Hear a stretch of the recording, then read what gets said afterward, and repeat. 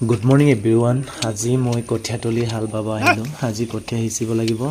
কালি হিচিব লগিয়া আছিলে বোকা ইমান হোৱা নাছিলে। গতিকে আজিও বৰষুণ নাই। একে গতি হৈ গ'ল। তথাপি আজি হিচিব লাগিব। কঠিয়া গজালি উঠি বেয়া হৈ যাব। এডোখৰ বোকা হৈছে এডোখৰ হোৱা নাই। দ সাইডে বোকা হৈছে, বাম সাইডে পানী নাই কাৰণে বোকা নাই। তথাপি আজি হিচি দিম আৰু। আজি 3 ভিত কঠিয়া হিচিম মই।